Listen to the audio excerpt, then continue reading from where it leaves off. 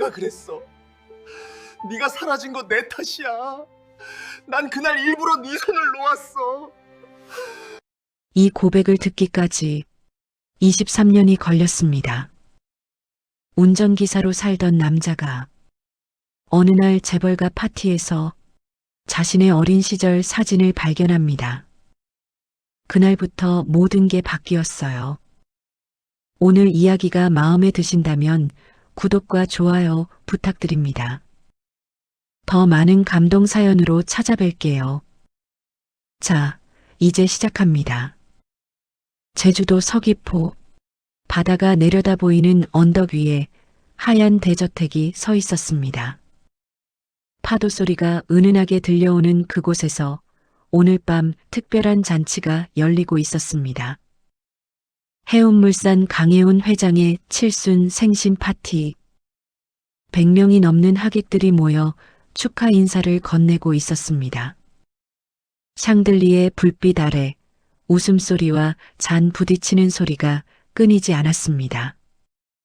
저도 그 자리에 있었어요. 하지만 저는 하객이 아니었어요.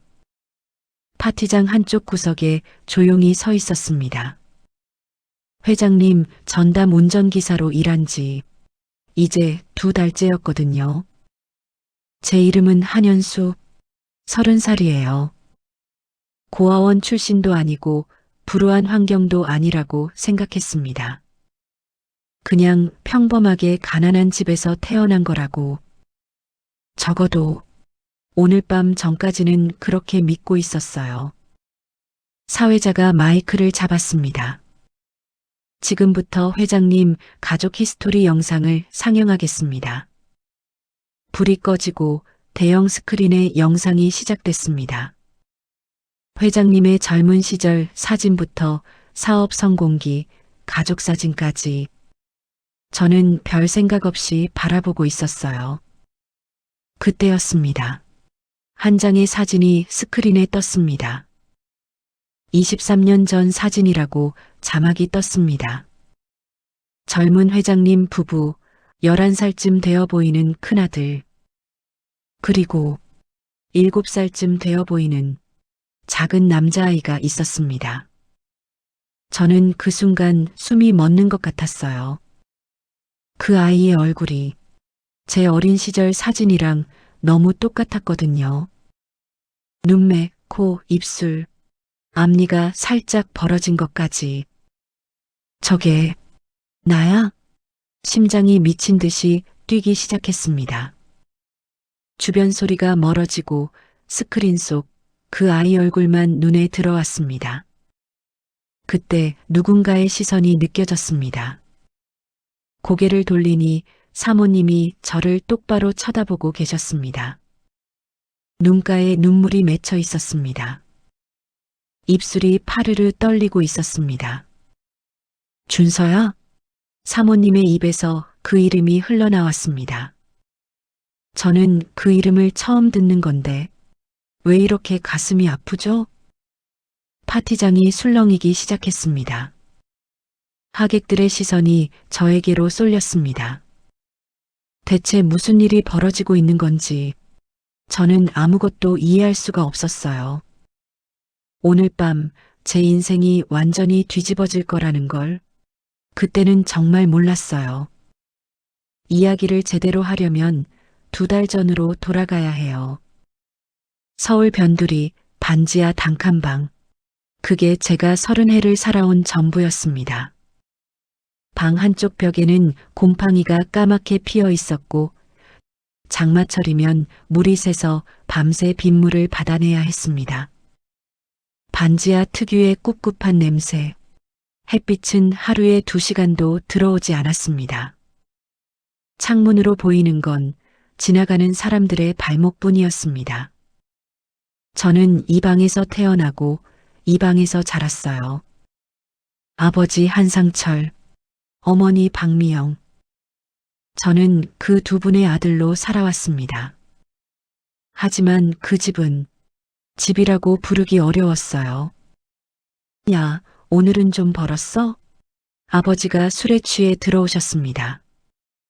새벽 3시 저는 막 택시 운전을 마치고 들어온 참이었습니다. 20만 원이요.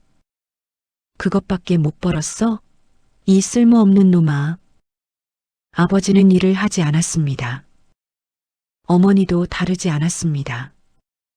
현수야, 벌어온 거 절반은 놓고 가. 어머니, 이번 달 제 방 월세도 내야 하는데.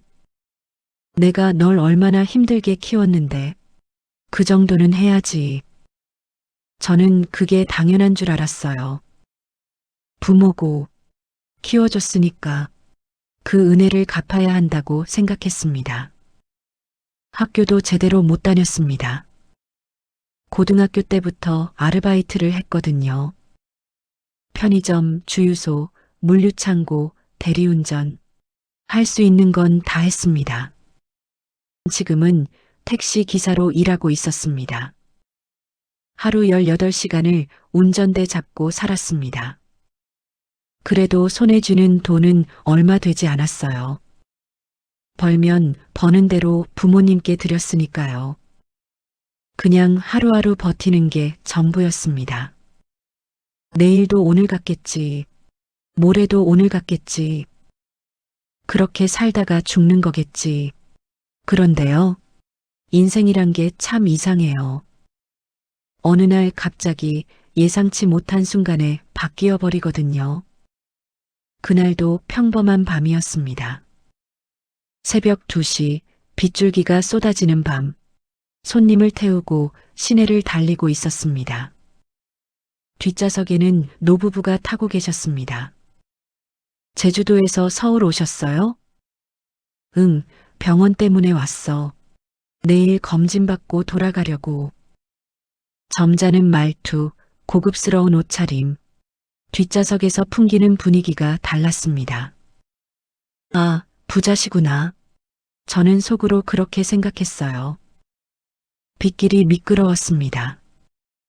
앞 차들이 천천히 달리고 있었습니다. 그때였습니다. 갑자기 앞에서 사람이 튀어나왔습니다. 비를 맞으며 비틀거리는 취객이었습니다. 저는 본능적으로 핸들을 꺾었습니다. 동시에 브레이크를 밟았습니다. 차가 미끄러지면서 아슬아슬하게 멈췄습니다. 취객은 아무 일 없다는 듯이 걸어갔습니다. 괜찮으세요? 저는 뒤를 돌아봤습니다. 노부부가 놀란 표정으로 저를 바라보고 계셨습니다. 어휴, 심장 떨어지는 줄 알았네. 할아버지가 가슴을 쓸어내리셨습니다. 기사 양반 대단하네. 그 순간에 그렇게 침착하게 대응하다니. 죄송합니다. 놀라셨죠? 아니야, 아니야. 자네 덕분에 사고 안 났잖아. 고마워. 호텔에 도착했습니다. 할아버지가 요금보다 훨씬 많은 돈을 건네셨습니다. 거스름 돈은 됐어. 자네 실력값이야. 감사합니다. 저는 고개를 숙여 인사했습니다. 그리고 차에서 내려 문을 열어드렸습니다. 할머니가 내리시면서 제 얼굴을 유심히 보셨습니다. 왠지 모를 슬픈 표정으로 고마워요, 젊은이. 저는 그냥 친절한 손님이려니 했어요. 그렇게 헤어지면 끝인 줄 알았습니다. 며칠 뒤였습니다. 낯선 번호로 전화가 왔습니다. 한현수 씨? 네, 맞는데요. 저는 해운물산 비서실에서 연락드립니다. 해운물산? 그게 뭔지도 몰랐어요. 회장님께서 한현수 씨를 만나고 싶어 하십니다. 그날 밤 제가 태웠던 노부부가 해운물산 회장님 부부였습니다. 강혜운 회장, 제주도에서 무역회사를 운영하는 분, 한국 중소기업 수출 1위 기업의 오너였습니다. 저는 반신반의하며 약속 장소로 갔습니다. 서울 시내 고급 호텔 라운지, 회장님 부부가 저를 기다리고 계셨습니다. 자네가 한현수 씨지? 네, 회장님. 다시 한번 고맙네. 회장님이 차를 한 모금 드시더니 본론을 꺼내셨습니다. 내가 좀 무례한 제안을 해도 되겠나? 말씀하세요. 우리 집 전담 기사로 와볼 생각 없나? 저는 귀를 의심했어요. 예, 자네 운전 실력, 그리고 그 침착함. 마음에 들어. 저는 그냥 택시 기사인데요. 그게 어때서? 중요한 건 실력이야. 회장님이 조건을 말씀하셨습니다. 월급은 제가 택시로 버는 것의 3배. 숙식 제공. 제주도 저택에서 함께 생활하며 회장님 부부의 이동을 전담. 솔직히 꿈만 같았어요. 한 가지만 여쭤봐도 될까요? 뭔가, 왜 저를요? 운전 잘하는 사람은 많을 텐데. 회장님이 잠시 침묵하셨습니다. 그리고 옆에 계신 사모님을 바라보셨습니다. 사모님이 조용히 말씀하셨습니다. 그냥 끌리는 게 있었어요. 설명하기 어렵지만 눈가가 촉촉해 보였습니다. 저는 이상한 기분이 들었어요. 하지만 그때는 몰랐습니다. 왜 사모님이 그런 표정을 지으셨는지. 일주일 뒤 저는 제주도로 향했습니다. 인생에서 가장 큰 전환점이 될 줄도 모르고 제주도에 도착한 첫날 저는 입이 다물어지지 않았어요. 공항에서 차로 30분, 해안도로를 따라 달리다 보니 언덕 위에 하얀 건물이 나타났습니다. 영화에서나 보던 그런 집이었습니다. 거실 통유리 너머로 푸른 바다가 끝없이 펼쳐져 있었습니다. 마당에는 잔디가 깔려 있었고 수영장도 있었습니다. 여기가 제가 지낼 곳이에요? 비서 박서연 씨가 웃으며 대답했습니다. 네, 기사님 숙소는 본체 옆 별채에 있어요. 방 2개, 화장실, 작은 주방까지 있으니까 편하게 지내세요. 별채도 제가 살던 반지하의 10배는 넓어 보였습니다. 창문으로 햇살이 쏟아져 들어왔고 바다바람이 커튼을 흔들었습니다. 이게 현실이야? 저는 볼을 꼬집어 봤어요. 아프더라고요. 꿈이 아니었습니다. 첫 일주일은 적응 기간이었습니다. 저택 구조 파악하기, 차량 점검하기, 주변 도로 익히기. 회장님 부부는 친절하셨습니다. 마치 저를 아들처럼 대해주시는 것 같았어요. 현수 씨, 밥은 먹었어? 사모님이 자주 물어보셨습니다. 네, 먹었습니다. 부족하면 말해요. 주방 아주머니한테 얘기해 놓을 테니까. 처음엔 그냥 좋은 분들이려니 했어요. 직원한테 잘해주시는 거라고. 하지만 점점 이상한 일들이 생겼습니다. 어느 날 저녁이었습니다. 저는 거실을 지나가다가 사모님과 마주쳤습니다. 제가 무슨 말에 웃었는데 사모님이 갑자기 멈추셨습니다. 현수 씨, 네, 웃을 때 오른쪽 눈이 먼저 찡긋하네요. 저는 의아했어요. 그런가요? 원래 그래요. 사모님이 회장님을 돌아보셨습니다. 여보, 이것 봐요. 당신이랑 똑같아. 회장님이 멋쩍게 웃으셨습니다. 그런가? 하, 우연이겠지. 사모님의 표정이 묘했습니다. 그냥 우연이라고 넘기시는 것 같으면서도 어딘가 흔들리는 눈빛이었어요. 며칠 뒤 저녁 식사 자리였습니다.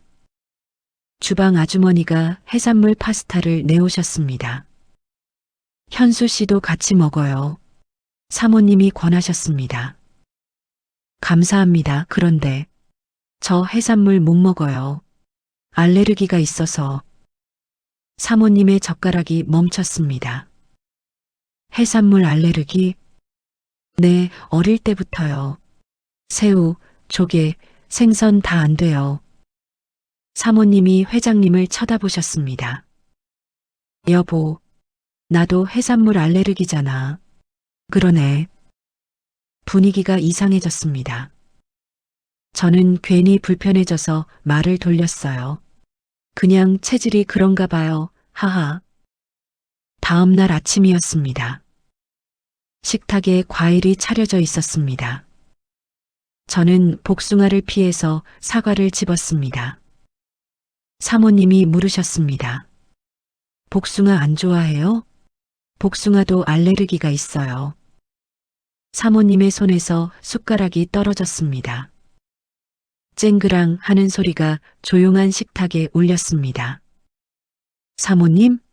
아, 아니야. 괜찮아. 사모님이 자리에서 일어나셨습니다. 나 잠깐 나갔다 올게. 회장님이 걱정스러운 표정으로 사모님을 바라보셨습니다. 저는 뭔가 잘못한 것 같아 불안했어요. 제가 뭔가 실수했나요? 회장님이 고개를 저으셨습니다. 아니야. 자네 잘못 아니야. 사모님이 좀 예민한 부분이 있어서 무슨 말인지 이해가 안 됐어요. 복숭아 알레르기가 뭐가 예민한 부분이라는 거죠? 그로부터 며칠 뒤였습니다. 저는 차량 용품을 찾으러 창고에 갔습니다. 오래된 창고였습니다. 먼지가 수북이 쌓여 있었고 오랫동안 사람 손이 닿지 않은 것 같았습니다. 구석에 박스들이 쌓여 있었습니다. 저는 필요한 물건을 찾다가 한 상자를 건드렸습니다. 상자가 넘어지면서 안에 있던 것들이 쏟아졌습니다. 장난감들이었습니다. 색이 바랜 자동차, 낡은 인형, 플라스틱 블록, 어린아이 물건들이었습니다. 이게 왜 여기 있지? 저는 무심코 블록 하나를 집어들었습니다. 그리고 뒷면을 봤습니다. 숨이 멎는 것 같았어요. 블록 뒷면에 이름이 새겨져 있었거든요. 준서, 처음 보는 이름이었습니다. 그런데 왜 이렇게 가슴이 두근거리죠? 뭐해요? 뒤에서 목소리가 들렸습니다. 깜짝 놀라 돌아보니 장준혁 씨가 서 있었습니다. 회장님의 큰아들, 34세, 이 집의 장남, 저보다 4살 위였습니다. 아, 저 차량 용품 찾다가 이게 떨어져서. 그거 만지지 마요. 준혁 씨가 다가와서 블록을 낚아챘습니다. 표정이 굳어 있었습니다. 그냥 오래된 물건이에요. 신경 쓰지 마요. 준혁 씨가 장난감들을 상자에 쓸어 담았습니다. 손이 미세하게 떨리고 있었습니다. 저기 준서라는 이름이 있던데 그게 누구? 관심 끄세요. 준혁 씨가 차갑게 말하고 창고를 나갔습니다. 저는 멍하니 서 있었어요. 준서가 누구지? 왜 준혁 씨가 저렇게 예민하게 반응하지? 이상한 일들이 자꾸 쌓여갔습니다. 웃는 버릇, 해산물 알레르기, 복숭아 알레르기, 준서라는 이름, 이게 다 우연일까요? 그때는 아직 진실을 알지 못했어요. 회장님의 칠순 생신이 다가왔습니다. 저택 전체가 파티 준비로 분주했습니다. 꽃장식, 조명, 케이터링, 100명이 넘는 하객 명단, 해운물산의 위상을 보여주는 대규모 행사였습니다. 저는 그날 기사보다는 보조 역할을 맡았습니다. 하객들 안내하고 필요한 것 챙기고 파티가 시작됐습니다. 회장님 부부가 입장하시고 축하 인사가 이어졌습니다. 저는 파티장 구석에 서서 지켜보고 있었어요. 화려한 샹들리에 아래 웃고 떠드는 사람들, 저와는 다른 세계 사람들 같았습니다. 지금부터 회장님 가족 히스토리 영상을 상영하겠습니다. 불이 꺼지고 스크린에 영상이 시작됐습니다. 회장님의 젊은 시절 사진, 창업 초기 작은 사무실, 첫 수출 계약 성공, 그리고 가족 사진들, 결혼식 사진, 젊은 회장님 부부가 환하게 웃고 있었습니다. 그 다음 사진, 아기를 안고 있는 사모님, 첫째 준혁, 1992년이라는 자막이 떴습니다. 또 다른 사진, 두 아이와 함께 찍은 가족 사진, 큰아이와 작은 아기, 둘째 탄생, 1996년이라는 자막이 떴습니다. 저는 별 생각 없이 바라보고 있었어요. 그냥 회장님 가족 이야기구나 하고 그때 한 장의 사진이 떴습니다. 23년 전 마지막 가족 사진이라는 자막이 떴습니다. 젊은 회장님 부부, 11살 준혁, 그리고 7살쯤 된 작은 남자아이. 저는 그 아이의 얼굴을 보는 순간 숨이 멎었어요. 눈매, 코, 입술, 앞니가 살짝 벌어진 것. 그 얼굴이 제 어린 시절 사진이랑 똑같았습니다. 뭐야 이게. 심장이 미친 듯이 뛰었습니다. 손이 떨렸습니다. 머릿속이 하얘졌습니다. 스크린 아래 자막이 떴습니다. 준서, 1996년부터 2001년. 영원히 기억합니다.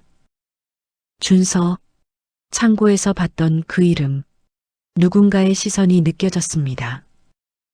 고개를 돌리니 사모님이 저를 바라보고 계셨습니다. 눈물이 주르륵 흘러내리고 있었습니다. 입술이 파르르 떨렸습니다. 사모님이 천천히 걸어오셨습니다. 하객들 사이를 헤치며 준서야? 그 목소리가 파티장에 울렸습니다. 음악이 멈췄습니다. 사람들이 웅성거리기 시작했습니다. 사모님이 제 앞에 섰습니다. 떨리는 손으로 제 얼굴을 만지셨습니다. 준서야, 우리 준서야? 저는 아무 말도 할 수 없었어요. 대체 무슨 상황인지 이해가 안 됐습니다. 회장님이 달려오셨습니다. 여보, 진정해. 아니, 저 아이 좀 봐요. 준서랑 똑같아요. 눈, 코, 입, 웃을 때 버릇까지. 회장님이 제 얼굴을 보셨습니다. 그리고 굳어버리셨습니다. 파티장이 술렁였습니다. 하객들의 수군거림, 카메라 플래시, 비서 박서연 씨가 재빨리 상황을 수습했습니다. 잠시 휴식 시간 갖겠습니다. 하객 여러분께서는 다과를 즐겨주세요. 저는 회장님 부부에게 이끌려 서재로 갔습니다. 서재 문이 닫혔습니다. 회장님 부부가 저를 마주보고 앉으셨습니다. 사모님이 울면서 말씀하셨습니다. 현수 씨, 아니 혹시 당신이 우리 준서일 수도 있을까요? 저는 혼란스러웠어요. 저는 한상철, 박미영 씨의 아들이에요. 서울에서 태어났고 회장님이 천천히 말씀하셨습니다. 우리에게도 아들이 있었네. 둘째 아들, 이름은 준서였어. 23년 전 준서가 7살 때 가족여행을 갔었어. 제주에서 육지로 가는 페리를 탔지. 사모님이 이어서 말씀하셨습니다. 그날 배에서 준서가 사라졌어요. 잠깐 눈을 뗀 사이에 저는 숨을 멈추고 들었습니다. 처음엔 배 안을 다 뒤졌어요. 없었어요. 바다에 빠졌나 싶어서 수색도 했고 해경이 며칠을 뒤졌어요. 결국 못 찾았어요. 공식적으로는 익사 추정으로 사건이 종결됐어요. 회장님의 눈가가 붉어졌습니다. 우리 준서 시신도 못 찾았어. 그래서 장례도 제대로 못 치렀어. 사모님이 제 손을 잡으셨습니다. 그런데 현수 씨를 처음 봤을 때 가슴이 이상하게 뛰었어요. 설마 했는데 웃을 때 버릇, 해산물 알레르기, 복숭아 알레르기 다 우리 준서랑 똑같아요. 저는 머리가 멍했어요. 그게 우연 아닐까요? 저는 분명히 서울에서 현수 씨, 자네 어린 시절 기억 있나? 회장님이 물으셨습니다. 저는 생각해 봤습니다. 어린 시절 기억이 없었습니다. 7살 이전 기억이 하나도 없었습니다. 부모님께 물어본 적 있어요. 어릴 때 사진 없어요? 다 잃어버렸어. 이사하면서 그렇게 대답하셨습니다. 이상하다고 생각은 했지만 깊이 파고들지 않았습니다. 기억 없어요. 7살 이전은 아무것도. 사모님이 흐느꼈습니다. 여보, DNA 검사해요. 제발. 회장님이 고개를 끄덕이셨습니다. 현수 씨, 부탁이야. DNA 검사 한번 받아주겠나? 우리가 확인하고 싶어서. 저는 고개를 끄덕였습니다. 반쯤은 멍한 상태로, 반쯤은 이상한 기대감에. 설마, 진짜 내가?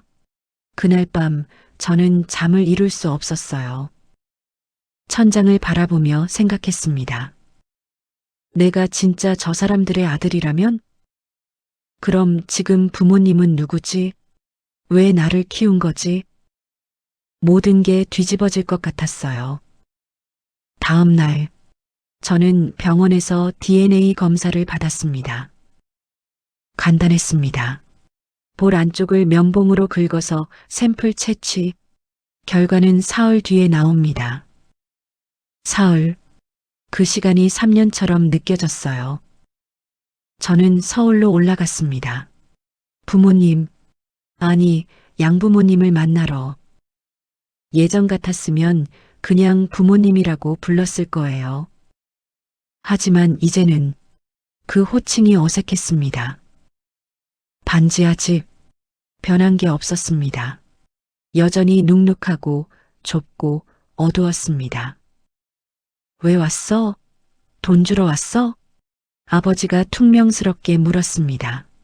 아버지, 저 여쭤볼 게 있어요.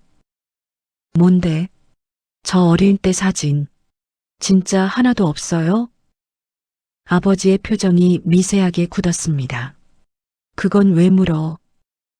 그냥 궁금해서요. 제가 어디서 태어났는지, 어릴 때 뭘 했는지 기억이 하나도 없거든요. 그런 거 왜 궁금해? 지난 일이야. 어머니가 끼어들었습니다. 야, 밥이나 먹고 가. 뭘 그렇게 캐물어. 이상했습니다. 평소라면 무관심했을 텐데 오히려 화제를 피하려는 것 같았어요. 어머니, 저 혹시 입양된 거 아니에요? 공기가 얼어붙었습니다. 어머니의 손이 떨렸습니다. 뭔 소리야? 내가 왜 입양이야? 그냥 물어보는 거예요. 야, 그런 쓸데없는 생각하지 마. 넌 우리 아들이야. 아버지가 버럭 소리쳤습니다. 하지만 눈이 흔들리고 있었습니다. 저는 알 수 있었어요. 뭔가 숨기고 있다는 걸. 사흘 뒤 병원에서 연락이 왔습니다. 저는 다시 제주도로 갔습니다. 회장님 부부가 병원에서 기다리고 계셨습니다. 의사가 결과지를 내밀었습니다. 유전자 일치율 99.99%. 사모님이 무릎을 꿇으셨습니다. 준서야, 우리 준서야. 회장님이 사모님을 부축하며 눈물을 흘리셨습니다. 아들, 우리 아들이야. 저는 그 자리에 서서 멍하니 있었어요. 99.99%. 그건 사실상 100%라는 뜻이었습니다. 저는 이분들의 아들이었습니다. 한현수가 아니라 강준서. 그 순간 세상이 무너지는 것 같았어요. 그럼 지금까지 저를 키운 사람들은 누구예요? 왜 저를 데려간 거예요? 왜 진실을 숨긴 거예요? 회장님이 경찰에 신고하셨습니다. 23년 전 실종 사건 재수사 요청. 경찰이 한상철, 박미영을 소환했습니다. 이동훈 형사가 조사를 맡았습니다. 베테랑 형사였습니다. 저는 그 조사 결과를 나중에 전해 들었어요. 한상철과 박미영은 친부모가 아니었습니다. 저를 불법으로 입양한 거였습니다. 2001년 어느 브로커가 연락을 해왔다고 했습니다. 아이가 있는데 사실 거 없냐고. 그때 두 사람은 아이를 원했지만 가질 수 없는 상황이었다고 했습니다. 돈을 주고 아이를 샀습니다. 저를 그 아이가 어디서 온 줄 알았냐는 형사의 질문에 그들은 이렇게 대답했다고 합니다. 몰랐어요. 그냥 버려진 아이인 줄 알았어요. 하지만 수사가 진행되면서 진실이 드러났습니다. 그들은 알고 있었습니다. 브로커가 말했다고 합니다. 이 아이 부잣집 아들이야. 유괴된 거야. 말 안 하면 니들한테 아무 문제 없어. 그 말을 듣고도 신고하지 않았습니다. 저를 데리고 서울로 도망쳤습니다. 이름을 바꾸고 주민등록도 위조해서 23년 동안 저는 납치된 아이였어요. 하지만 가장 충격적인 진실은 따로 있었습니다. 준혁 씨, 회장님의 큰아들.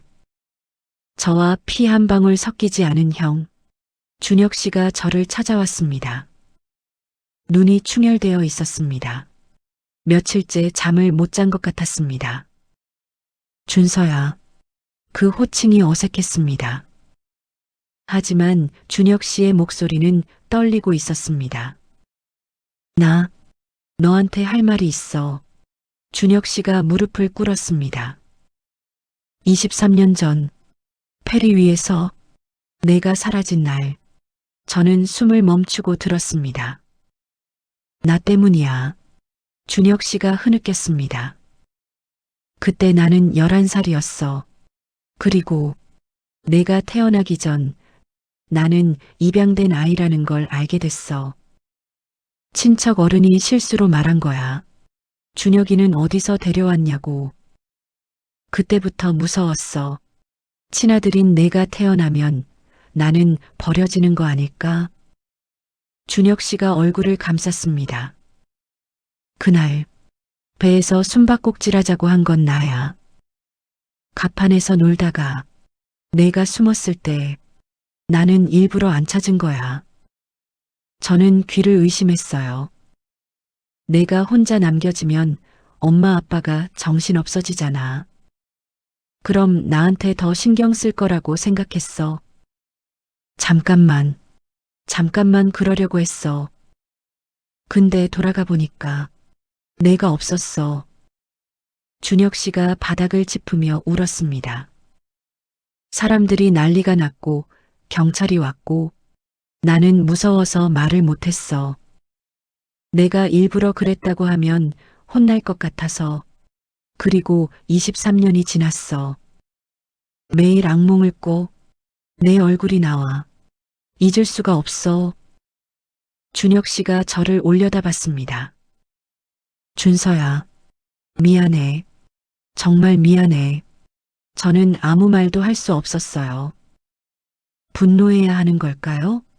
11살 아이가 한 행동을요? 하지만 그 때문에 제 인생이 바뀐 거잖아요. 23년을 지옥에서 살았잖아요. 저는 그냥 멍하니 서 있었습니다. 눈물이 흘렀습니다. 분노인지 슬픔인지 허탈함인지 알 수 없는 감정이 뒤섞여 있었어요. 재판이 열렸습니다. 한상철과 박미영은 징역 10년을 선고받았습니다. 미성년자 약취민 유기, 불법 입양, 23년간의 은폐. 그들은 법정에서 울었습니다. 몰랐어요. 정말 몰랐어요. 하지만 증거가 있었습니다. 브로커와 주고받은 기록, 동거래 내역, 위조된 서류들. 그들은 알면서도 저를 가둬놨습니다. 23년 동안 브로커 조직도 검거됐습니다. 이 사건을 계기로 과거 불법 입양 사건들이 재조사되기 시작했다고 합니다. 저와 같은 아이들이 더 있을 수도 있다고. 준혁 씨는요? 법적 처벌은 없었습니다. 그때 11살이었으니까요. 하지만 준혁 씨는 스스로를 용서하지 못했습니다. 어느 날 아침 준혁 씨가 사라졌습니다. 편지 한 장만 남기고, 준서야, 23년 동안 매일 널 생각했어. 내가 살아있어서 다행이야. 하지만 나는 내 앞에 있을 자격이 없어.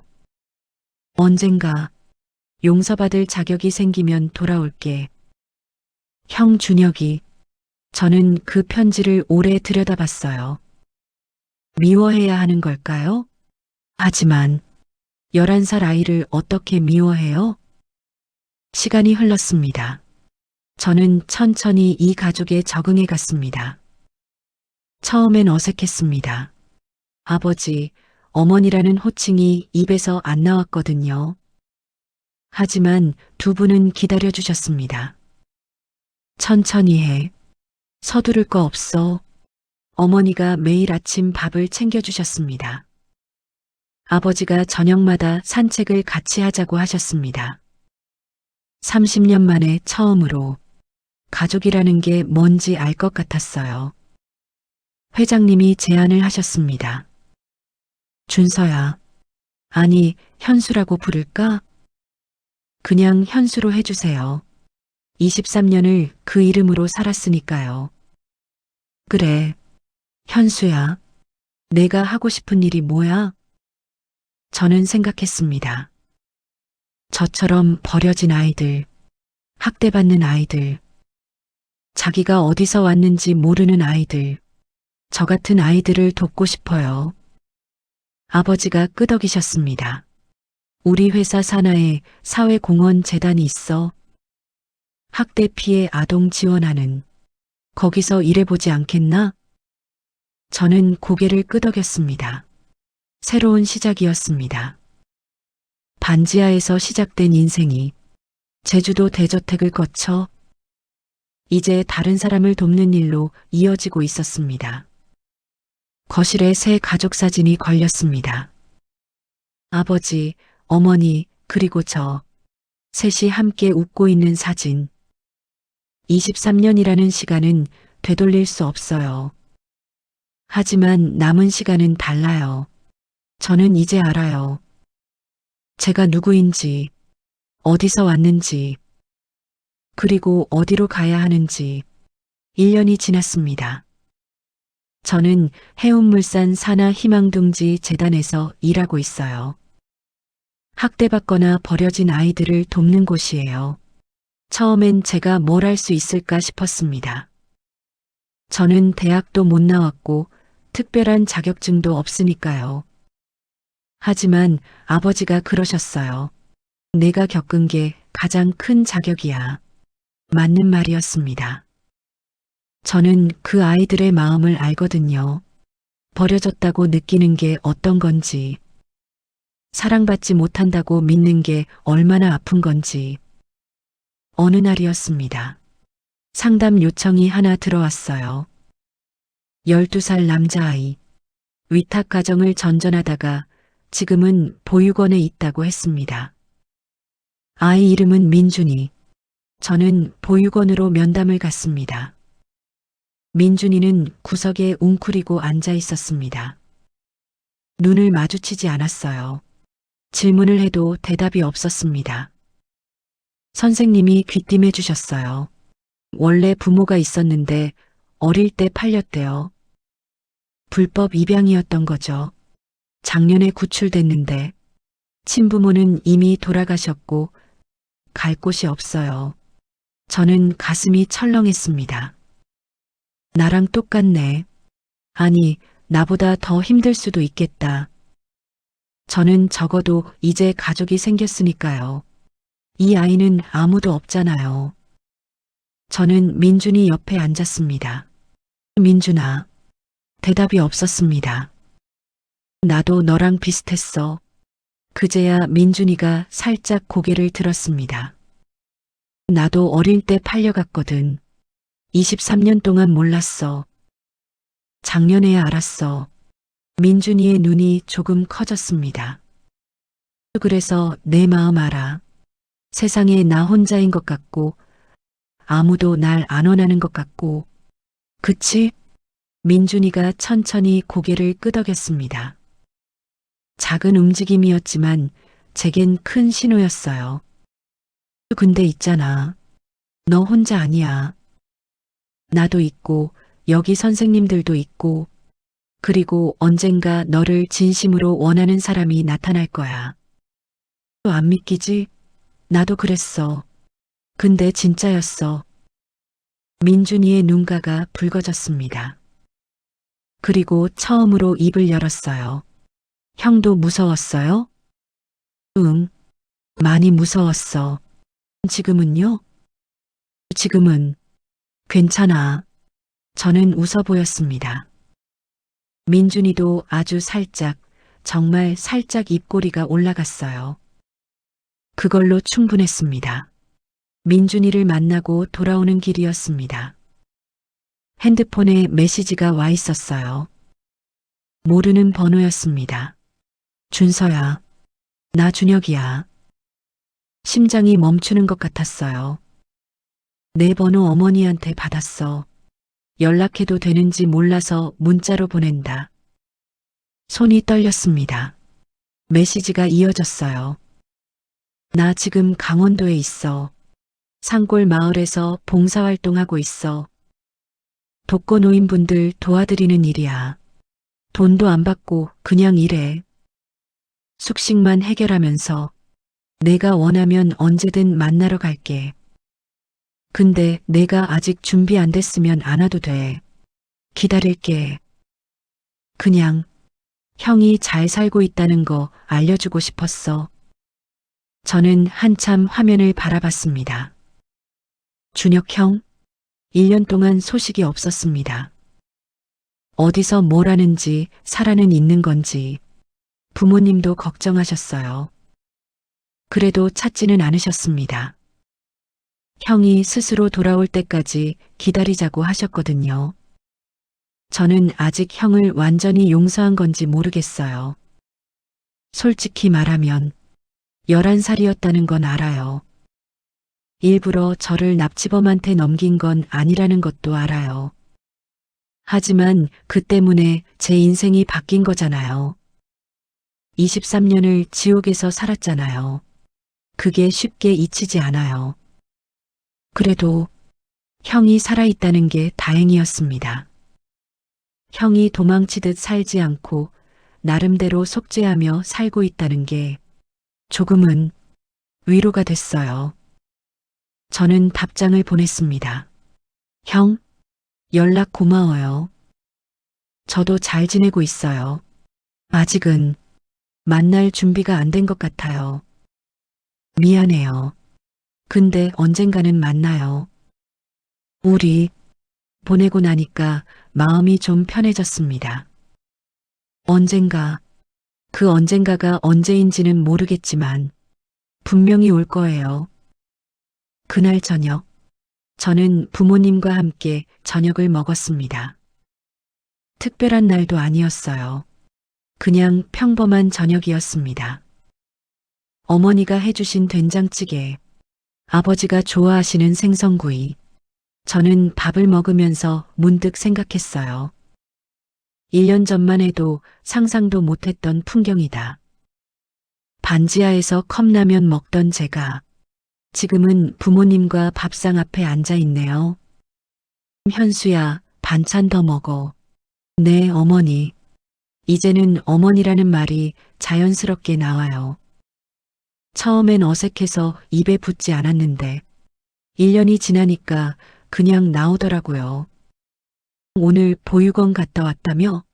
어땠어? 네. 민준이라는 아이 만났어요. 저랑 비슷한 사연이에요. 그래? 도와줄 수 있겠어? 네. 천천히요. 마음 여는데 시간이 걸리거든요. 아버지가 끄덕이셨습니다. 그래. 천천히 해. 내가 제일 잘 알잖아. 맞아요. 저는 알아요. 마음 여는데 얼마나 오래 걸리는지. 한번 닫힌 마음이 다시 열리려면 얼마나 많은 시간이 필요한지. 저녁을 먹고 거실에 앉았습니다. 벽에 걸린 가족 사진이 눈에 들어왔어요. 아버지, 어머니, 그리고 저. 셋이 함께 웃고 있는 사진.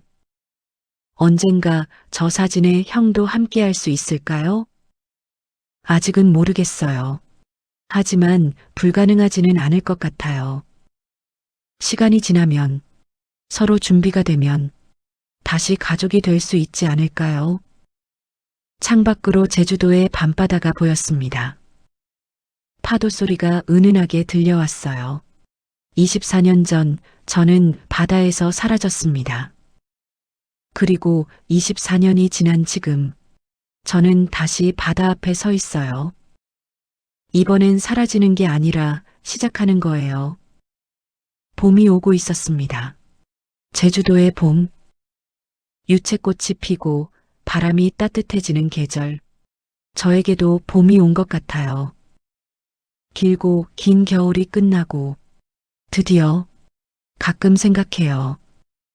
만약 그날 밤 그 빗길에서 회장님 부부를 만나지 않았다면, 만약 제가 급정거를 못했다면, 만약 회장님이 저를 부르지 않으셨다면, 아마 저는 평생 모르고 살았을 거예요. 반지하에서 택시를 몰면서 그게 제 인생의 전부인 줄 알고. 인생은 이상해요. 어느 날 갑자기 예상치 못한 순간에 바뀌어 버리거든요. 버려진 줄 알았던 아이는 사실 빼앗긴 것이었습니다. 23년은 되돌릴 수 없어요. 하지만 남은 시간은요. 남은 시간은 제가 선택할 수 있습니다. 누구와 함께 할지, 어떻게 살지, 무엇을 위해 살지. 저는 오늘도 바다를 바라봐요. 제주도의 푸른 바다. 그 바다 어딘가에서 31살의 저는 다시 태어났습니다. 이제 진짜 제 인생이 시작돼요.